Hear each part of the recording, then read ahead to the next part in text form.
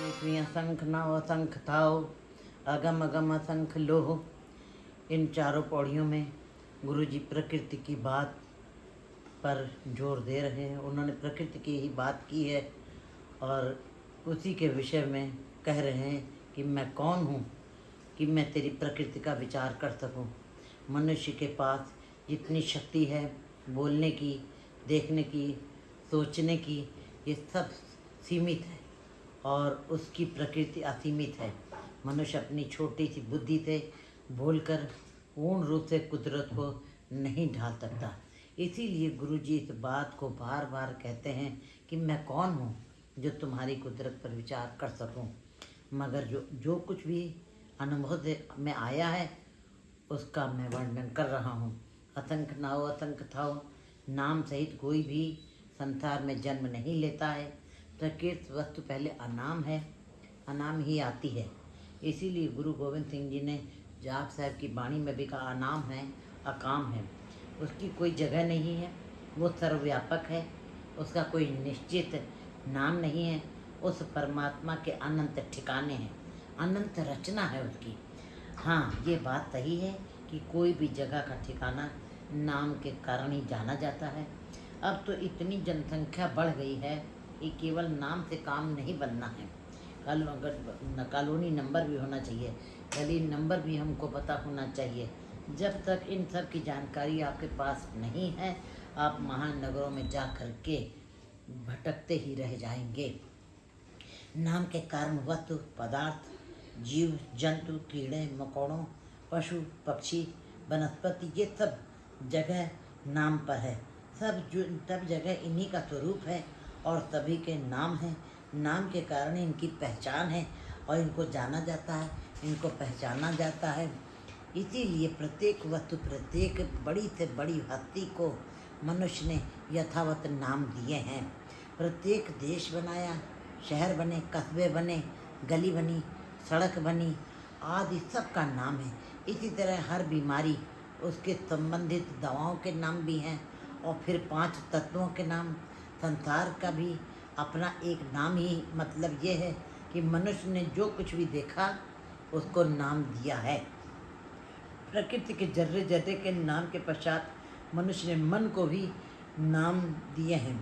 मनुष्य ने मनुष्य को भी नाम दिए हैं और फिर मनुष्य ने कर्ता पुरुष का भी नाम रख दिया है। इसलिए कर्ता पुरुष की पहचान हासिल करने के लिए नाम चाहिए। इतनी बस बात स्पष्ट है कि वजूद पहले है, नाम बाद में है। हस्ती पहले है, नाम बाद में है। पुत्र का जन्म पहले हुआ है, नाम बाद में रखा गया है। जिस तरह पदार्थों को अपनी भाषा के आधार पर मनुष्य ने अलग अलग नाम दिए हैं, परमात्मा को भी मनुष्य ने अपनी भाषा के आधार पर विभिन्न नाम दिए हैं। खुश और दिए हैं खुदा, अल्लाह, कृष्ण, मधुसूदन, राम, रहीम, करतार, निरंकार, वाहिगुरु, सतनाम आदि। इस तरह अनंत रूप तेरे नारायणा, अनंत नाम है। गुरु जी कहते बलिहारी जाऊँ जितने तेरे नाम हैं। मैं तेरे बलिहार जाता हूँ। जितने भी तेरे नाम हैं उन सारे नामों पर मैं बलिहार जाता हूँ। वे तेरे सारे नाम ही धन्य हैं। तीर्थ, माधव, मधुसूदन गाढ़ ही नहीं, बेशुमार नाम है उसके और गणना से में नहीं आते हैं। इसी प्रकार पदार्थ भी अनंत हैं, उनके भी अनगिनत हैं, नाम हैं। आज हम ये भी देख रहे हैं कि राम बोलना है तो आप अल्लाह नहीं बोल सकते, अल्लाह बोलना है तो राम नहीं बोल सकते। ऐसे बीच में अंतर आ चुके हैं, विचारों के अंतर आ चुके हैं। इसीलिए जो राम बोलते हैं वो अल्लाह नहीं बोल सकते। बाकी संसार के सारे पदार्थों के नाम रखे, उनके अंदर कोई झंझट नहीं है, उसके अंदर कोई बिखराव नहीं, उसके अंदर कोई दुराव नहीं है। झगड़े केवल परमात्मा के नाम पर ही दिखाई दे रहे हैं। इसका भाव यही है कि धन बहुत हो गया है, धर्म की कमी होगी, क्योंकि बुद्धिजीवी आध्यात्मिक मंडल के जो मालिक हैं उनको अल्लाह, राम, रहीम से कोई मतलब नहीं होता है। उनके आध्यात्मिक मंडल के में जाति पाति में से ऊपर उठकर यही कहा जाता है राम रहीम और मौला क्या समझ पड़ी तो रौला क्या। वहाँ तो कोई झंझावात रह ही नहीं जाता है। वहाँ तो बस केवल एक रंग, केवल एक परमात्मा का होता है। उसी रंग में साधु संत फकीर सब मस्त रहते हैं। अगम अगम असंख्य लोक, अनंत ऐसे जीव हैं, ऐसे लोक हैं, खंड हैं, ब्रह्मांड हैं, जो मनुष्य की शक्ति से भी बाहर हैं, मनुष्य के स्मरण में भी नहीं है। अगम्य उसको ही कहते हैं जहाँ तक मनुष्य की इंद्रियों की भी पहुँच नहीं होती है। इंद्रियां मतलब दृष्टि से परे की बात है। न शरीर की पहुँच वहाँ तक हो सकती है, न मन की पहुँच वहाँ तक हो सकती है। ऐसी रचना में, प्रकृति में इस तरह के लोक भी हैं, इस तरह की पुरियाँ भी हैं, और कितनी हैं, असंख्य हैं, जिनकी संख्या आगे कोई कर नहीं, जिनकी संख्या के आगे और कोई संख्या रह ही नहीं जाती, कोई अंक नहीं रह जाता। असंख्य भाव गणना करना नामुमकिन है। फिर भी गुरुजी इस असंख्य शब्द का जोड़कर भी कह रहे हैं कि ये भी पूरा नहीं उतरता है। ये कहकर भी अपने सिर के ऊपर भार ही उठाना होता है। भाव गलत बयान कर रहे हैं, करने का बोझ है, आ जाएगा हमारे सिर पे। जगत की रचना अनंत है, अनंत है, उसको असंख्य के अंकों से भी नहीं जोड़ा जा सकता। वह उसके और आगे और भी है, और भी है। और अगर हम किसी वस्तु पदार्थ को असंख्य से जोड़ते हैं, अमुक जीव जंतु असंख्य हैं और संसार में अनेकों हस्तियाँ असंख्य हैं। गुरु जी की बात को बहुत ही अच्छे ढंग से स्पष्टता से समझा रहे हैं कि अगर हम पदार्थों, वस्तुओं, हस्तियों की संख्या असंख्य से करा देते हैं तो उसकी गिनती हो जाएगी, उसकी सीमा हो जाएगी, वो सीमा में बंध जाएगा, और जिसकी सीमा हो गई वह पकड़ में आ जाएगा। अगर जब पकड़ में आ गया तो वो पूज्य नहीं रह जाएगा। वो मनुष्य के सिर, वहाँ मनुष्य का सिर नहीं झुकेगा। क्यों? क्योंकि उसकी हस्ती हमारे पकड़ में आ चुकी है, तो फिर सिर नहीं झुकेगा, वहाँ पर हम नतमस्तक नहीं होंगे। अनुभव करें तो अनुभव में ना आए, जो अनुभव करे तो अनुभव में ना आ सके। हैरानगी का जन्म वहीं से हुआ है, विस्माद शब्द का जन्म भी वहीं से हुआ है, जो हमारी इंद्रियों से परे है, जो हमारे पकड़ से परे है, वो असंख्य की गिनती में नहीं है।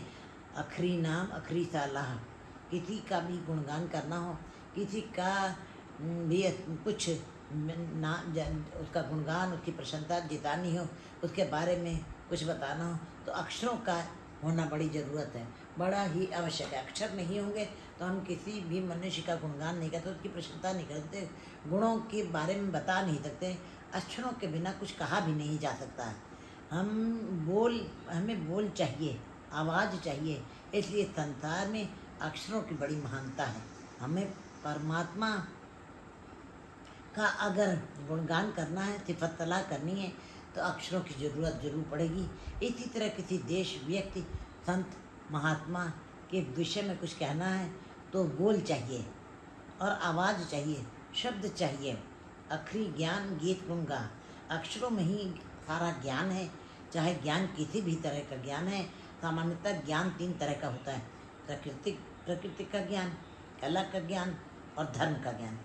जिसके पास प्रकृति का ज्ञान है उसे वैज्ञानिक कहा जाता है, जिसके पास कला उसे आर्टिस्ट कहा जाता है, जिसके पास धर्म का ज्ञान है उसको हम संत कहते हैं, ब्रह्मज्ञानी कहते हैं। इतनी बात स्पष्ट है कि जीवन में जिस पहलू का ज्ञान जिसके पास ज़्यादा होता है, दूसरे पहलुओं में वो उतना ही पीछे रह जाता है, उसका ज्ञान अधूरा रह जाता है।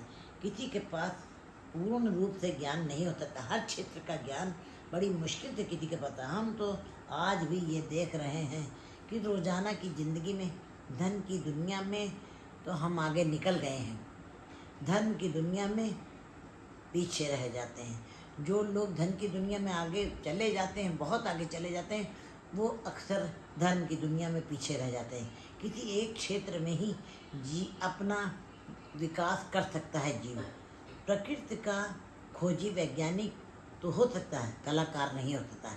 तीसरी खोज धर्म की खोज है, परमात्मा की खोज है, वो संत है, वो ब्रह्मज्ञानी है, वो कलाकार भी है, होगा, प्रकृति का खोजी भी होगा। जो संत है, जो धर्म की खोज करता है, उसके अंदर सारे ही ये कलाएं आ जाती हैं, तीनों तरीके की कला आ जाती है। वो प्रकृति का खोजी भी होगा, वो ब्रह्म ज्ञानी भी होगा, वो ब्रह्म ज्ञानी भी होगा, वो संत भी होगा। गुरु नानक देव जी ने कादर को कुदरत में ही देखा है। ब्रह्मा ने भी प्रकृति में ही उस परमेश्वर के विभिन्न रूपों के दर्शन किए। उसको वैज्ञानिक, कलाकार, फिलासफर और धार्मिक भी कहा गया, क्योंकि हमारे भारतवर्ष के ज़्यादातर ग्रंथों की रचना गीत संगीत में ही हुई है। गुरु नानक देव जी की भी सारी वाणी 1430 अंक की जो है वो गीत और संगीत में ही है। जयदेव का गीत गोविंद ग्रंथ बहुत ही बड़ा है, वो भी गीत के रूप में है। कृष्ण की गीता, मोहम्मद साहब का कुरान, सब गीत संगीत में ही है। इसलिए ऐसे महापुरुषों को ब्रह्म ज्ञानी की संज्ञा दी जाती है। जीवन के प्रत्येक पहलू का ज्ञान उनके पास होता है। गुरु जी आगे ये बता रहे हैं कि अब किसी का ज्ञान का बर्तन लबालब हो गया है तो चीज़ जब ज़्यादा हो जाती है तो लोग दूसरों को बांटने जाते हैं। गुरु जी कहते हैं अब जो ज्ञान ज़्यादा हो गया है अब इसको भी देना है, और देने के लिए अक्षर रूपी बर्तन होने चाहिए। कैसे बांटें, कैसे दूसरों को दें? हमारे अंदर अक्षर रूपी बर्तन होने चाहिए। आखिर हाथों के ऊपर भोजन नहीं बनाया जा सकता है, ना ही परोसा जा सकता है। इसलिए इसको जानने के लिए भी अक्षर चाहिए, समझने के लिए भी अक्षर का ज्ञान, देने के लिए भी अक्षर चाहिए। इसलिए गुरु जी फरमान करते हैं कि जितना ज्ञान है, जितने गीत हैं, जितने गुण हैं, सब अक्षरों में बंद हैं। कला की खोज, हृदय की खोज, परमात्मा की खोज, पदार्थ की खोज, सब की पूर्णता की खोज अक्षरों में ही है। अखरी लिखन बोलण बाण, भाषाओं का ज्ञान अलग अलग बोलना, अनंत तरह की जो भाषाएं हैं, ज्ञान है, अलग अलग भाषाएं। गुरु जी कहते हैं कि सब कुछ अक्षरों में है। जो कुछ हम लिखते हैं समस्त लेखा जोखा अक्षरों में ही है। अखरा सिर संयोग वखान, अक्षरों से ही संबंध जुड़ जाते हैं और अक्षरों से ही संबंध टूट जाते हैं। एक बुरा बोल दिया, बना बनाया रिश्ता टूट जाता है। आखिर दो अक्षरों से दो अपरिचित मनुष्यों का संयोग बन जाता है, और दो अक्षरों से ही मित्रता का धार्मिक संबंध स्थापित भी होता है। इसलिए इन अक्षरों की बड़ी महानता है। प्राचीन काल में जब भाषा का विकास नहीं हुआ था तो मनुष्य इशारों से बात करते थे। अब गुरु जी इन अक्षरों की कितनी महानता है आगे बता रहे हैं कि जगत का सारा विकास बता रहे हैं गुरु जी अक्षरों से होता है। गुरु का जितना संयोग जिसके पास होगा, गुरु के शब्द का जितना भी ज़्यादा से ज़्यादा संयोग जिसके पास है, जिसके पास ज्ञान है, या गुरु से जितना कोई जुड़ता है, जितना कोई मिलता है, ये अक्षरों के अधीन है। क्योंकि गुरु किसको कहते हैं? शब्द गुरु है, सुरत धुन चेला। शब्द गुरु है, अक्षरों के अधीन है। अगर अक्षर निकाल दें तो मनुष्य से जुड़ना कठिन हो जाएगा, परमात्मा से जुड़ना भी कठिन हो जाएगा। क्योंकि शब्द गुरु है, वो सुरत धुन चेला हो जाएगा, बहुत कठिन हो जाएगा। जिन ए लिखे ते सिर ना है, जिसने जगत का सारा ज्ञान अक्षरों में, शब्दों में, बोलों में बंद कर दिया है, वह खुद पूर्ण रूप से अक्षरों में नहीं है, अक्षरों से न्यारा है। भक्त कबीर जी कहते हैं ओंकार आदि मैं जाना, लिख और मिटे ताहे न माना। कबीर जी कहते हैं मैंने उसको ओंकार मान लिया है जो मेरे हृदय रूपी जमीन पर अंकुरित हो गया है। मैंने बार बार ओंकार अक्षर का अभ्यास अपनी रचना से किया है। अब ये मेरी आत्मा रूपी जमीन पर सदा के लिए लिखा गया है, ये अमिट हो गया है। अब ये ज़मीन पर लिखने से या मिटाने से मेरे ऊपर कोई असर नहीं पड़ेगा। अब यह ओंकार शब्द अभ्यास करते करते, रचना से रटते रटते अमिट हो गया है, ये कभी भी नहीं मिटेगा। गुरु जी बता रहे हैं वाणी में कि अक्षरों द्वारा ही ये प्रकट हुआ है ज्ञान, चाहे सांसारिक ज्ञान हो और चाहे आध्यात्मिक मंडल का ज्ञान हो। जो मैंने अपनी रचना से बार बार अक्षरों का उच्चारण किया, वो ओंकार वाले शब्द दृढ़ अभ्यास से मेरे हृदय की तख्ती पर अंकित हो गए हैं। कबीर जी भी यही कहते हैं। अब ये अक्षर जिस जगह पर लिखे गए हैं हृदय रूपी तख्ती के ऊपर, जहाँ से मिट नहीं सकते। अब ओंकार अमिट है, और अमिट अक्षरों में हृदय रूपी तख्ती पर प्रकट हुआ है। गुरु जी कहते हैं कि वह परिपूर्ण परमात्मा खुद खुद अक्षरों में नहीं है, वो खुद अक्षरों में नहीं है, वह इन अक्षरों से अलग है। ये अक्षर सीमित हैं, वो असीमित है परमात्मा। भावपूर्ण रूप से वो इन अक्षरों से भी बयान नहीं किया जा सकता, क्योंकि हमारी रचना छोटी है, हमारा दिमाग सीमित है, हमारी इंद्रियां सीमित हैं, और वो असीमित है, वो उसका पसारा बहुत है। तो इसका मतलब है कि वो अक्षरों में नहीं आता है, वो अक्षरों नहीं लेखे में नहीं आएगा। जीव फरमाती उसी पर जैसा परिपूर्ण परमात्मा फरमान करता है, हुक्म करता है, जीवों को वही रूप रंग प्राप्त होता है। जीव अपने आप में स्वतंत्र नहीं है, वो प्रभु की रजा में मर्यादा में ही चल सकते हैं। जितना कितना तितना नौ। यहाँ पर नाम का भाव उस परमात्मा की हस्ती, उसका नाम महान है, वह हस्ती वाला है। जैसे हम लोग आम तौर पर ये कह देते हैं कि फलाने का नाम ऊंचा हो गया है, बहुत बड़ा हो गया है, लेकिन परमात्मा जिसने पूरी सृष्टि की रचना की है, ये सब उसी की स्वरूप है, उसी के द्वारा रचा हुआ है। उसका नामना कितना ऊंचा है, वह कितनी बड़ी हस्ती वाला है।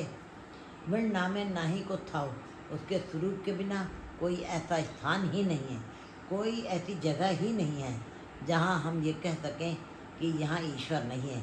ईश्वर व्यापक है, संपूर्ण है, वो सब जगह रमा हुआ है। कुदरत कौन कहा विचार। फिर सदगुरु जी कहते हैं कि मैं कौन हूँ कि मैं कुदरत का विचार कर सकूं। वारिया न जावा एक बार, मेरे अंदर तो इतनी ताकत नहीं कि मैं एक बार परम शक्ति पर बलिहार जाऊं। जो तुझ भावे साई भली कर, हे अकाल पुरख, वो सब कुछ अच्छा है, भला है, जो तुमको अच्छा लगता है, जो तू कर रहा है अपनी मर्जी के मुताबिक सब ठीक है, सब कुछ सही है। तू सदा सलामत निरंकार, तू सदैव है, तू हमेशा है, आकार से रहित है। उसकी द्वारा बनाई हुई कुदरत का विचार गुरु जी 4 पौड़ियों में उन्होंने किया है, और जगत के सामने उनकी व्याख्या करते हुए पेश की ही बताते हैं कि इन 4 पौड़ियों में जितना मनोरम ढंग से गुरु जी ने प्रकृति पर विचार किया है, उसकी झलक मनुष्य भी देखते देखते विस्माद होके उसकी कुदरत में कादर के दर्शन कर लें। तो गुरु जी कहते हैं कि हे परमात्मा, तुम्हारी झलक मुझे तेरी प्रकृति में ही मिलती है, पदार्थ में ही मिलती है। और वो गुरु जी वाणी में जीवों की तरफ भी इशारा कर रहे हैं कि हे जीवों, तुम लोग भी उस कुदरत के अंदर कादर के दर्शन कर सकते हो। वाहिगुरु जी का खालसा, वाहिगुरु।